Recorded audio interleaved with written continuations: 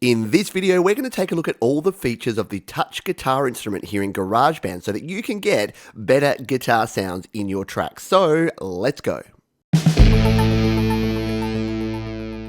Hi, my name is Pete and welcome to Studio Live today, where my goal is to help you create, record and release your best music. So if that's the kind of thing you're into, consider subscribing. Today, we are looking at the guitar, the virtual touch guitar that we have here in GarageBand, and I'm going to take you through my top tips and tricks and hacks to get the best sound out of the guitar, including a very cool tip right at the end where I'm going to show you how to take this guitar sound and put it into any one of our virtual amp simulators here in GarageBand. So let's jump in now and take a look. So to add a guitar track, not surprisingly, we go to guitar. Now we can just tap on there, or we can tap in the bottom right here on more sounds, and we can select which of the 5 different guitar types we want to use. So let's bring in the acoustic to start with, and here you go. We've got our chords view. So this is the first view that you'll have here, and to play a chord, we can simply strum from the bottom to the top, and we get a very classic sounding G chord there, and you can do that on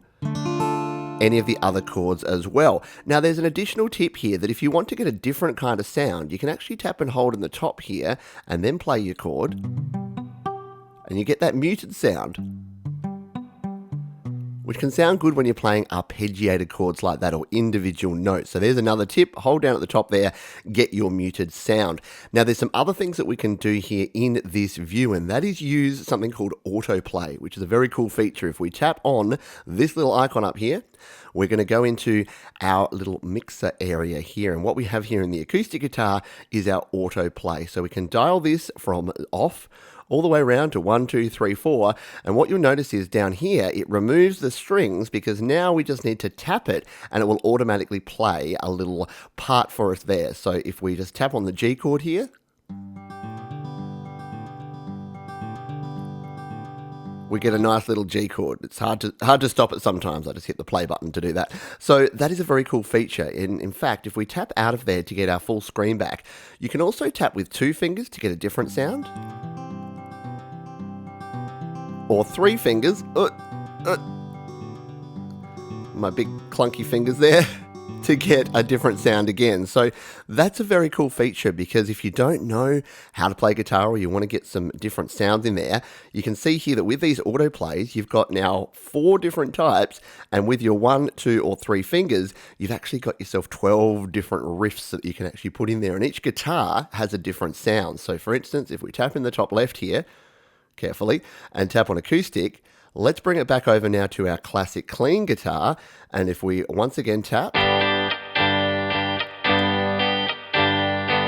now we've got a different sound again. So every different guitar has a different sound. So there you go. That is how to use the autoplay feature here on the touch guitar. Now, while we're looking at this feature, if we tap on this one again, on the electric guitars, you'll notice that we also have a couple of guitar pedals. We've got the Heavenly Chorus and the Blue Echo here on the Classic Clean. But if we change this, so let's tap that, go to Classic Clean and go to, say, the Retro Wah, you can see here the different pedals will actually change, and we can turn them on and off by just tapping on them, or in the case of the Wah, you can even play it. So if we just hit the button here again to play some autoplay, we can turn on the boost, and we can even play our wah. So that's cool. That can add some different variation to your sound. Unfortunately, they're locked in, so you can't change the guitar pedals here using this method. You can using the method I'm going to show you at the end. And yes, that is a tease to make you to watch to the end, but I promise you it's a pretty cool tip if you haven't seen it before. So there are our pedals. If we tap that to go back to here, now these are all in what's called chords view, but we can of course go to our notes view if we want to play the guitar like a real guitar. And to do that, we tap in the top right where this blue button is, and we're going to go back to our notes view. So let's now give you a quick tour around the notes view and some of the cool things that you can do. So this works very much like a real guitar fretboard. So we can tap on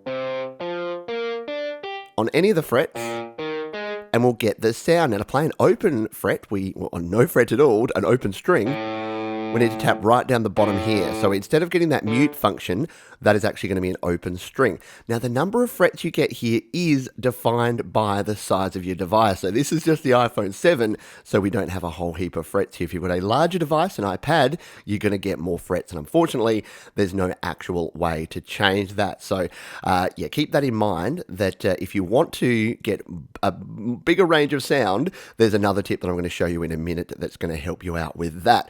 So what are some of the things that we can do here when we're playing the touch guitar? So because we have multi-touch, we can play 2 strings at once. And that's really cool for getting power chord sounds, like the sound I played there. We can also use sliding, so we can slide up and down a string to get some pretty cool sounds, and that's cool for solos. Another cool thing, especially for playing guitar solos, is string bends. So if we tap on a string, we can bend it up, and we can bend it the other way. So it just gives you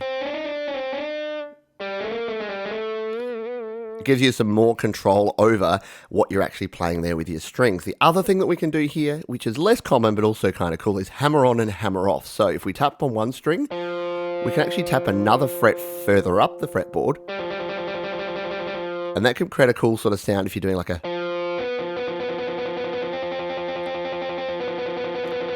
Sorry, I'm bumping my phone there. You can see it jumping around as I play. So yeah, you can use hammer-ons and hammer-offs, and that's pretty cool. Now, that's all good if you know your way around a guitar fretboard, but what if you don't? Well, that's where our scale button comes in. So let's tap on the scale button here in the top right corner.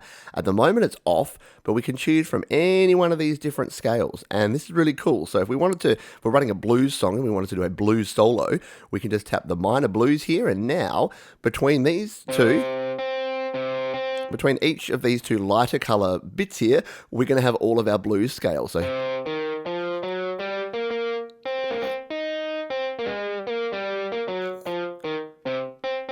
it's a lot easier to play when you're not leaning over a camera. But yeah, you can get my point here, that you don't have to know the scales. You can just go ahead and play without having to have any knowledge. So if we want that to go back to off, we just tap on there, come to the top, turn it off, and we're back to our regular guitar view.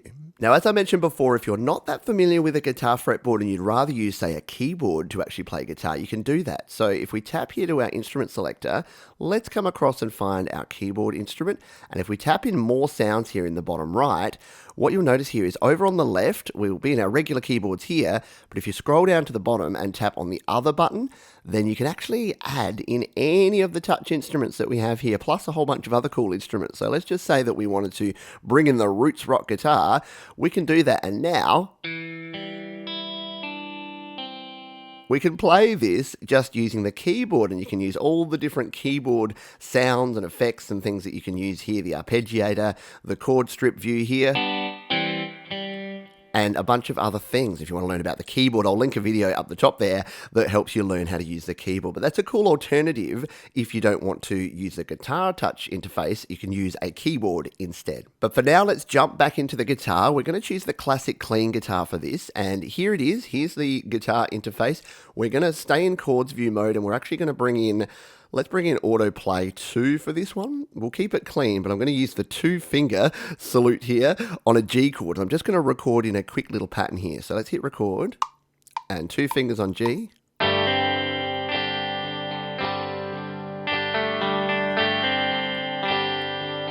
And we'll hit stop. We only need a little bit of sound just to test out and to show you how we do this. So there you go. We can then hit play to play that back.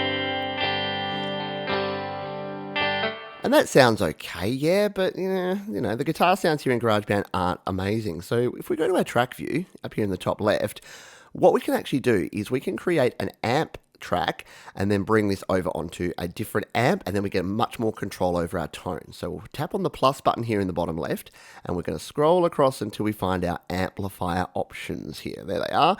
There's our amps. We'll tap on more sounds in the bottom right here. Now I don't have all the different sounds installed on this particular iPhone, but let's just use the power chord. This is one of my favorite tones, and there you go. It's got the stadium stack there. We can adjust all of the different settings, which I'll show you in a moment, but let's go back to our track view here.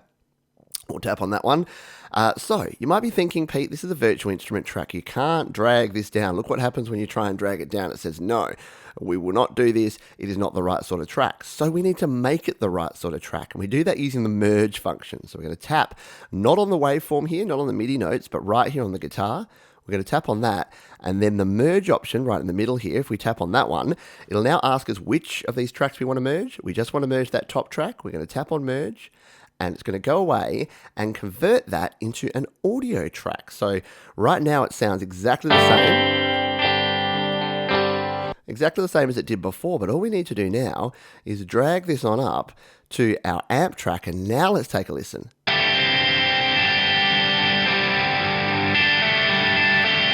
So you're suddenly getting a whole bunch more flexibility here with your sound. And I'll just quickly show you, if you haven't used the amp sim before, what we can do. So if we tap on here and we tap on this little amplifier icon in the top left, and if you're on an iPad, it'll be in the middle, it'll be even easier to do.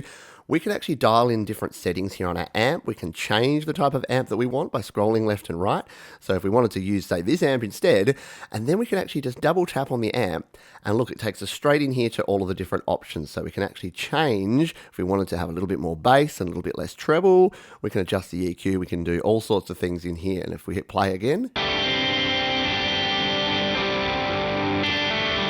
we're getting a really cool tone. The other cool thing we can do is that we can actually use our pedals. So in the top right here, if you tap on this little pedal icon, now we've got complete control because we've got the default pedals that are added, but we can also tap this blank spot and add in any pedal we want. So let's say we wanted the robo flanger on this one. We can tap the robo flanger and then again, double tap on that one, and we can turn it on and off. So let's have it on and listen.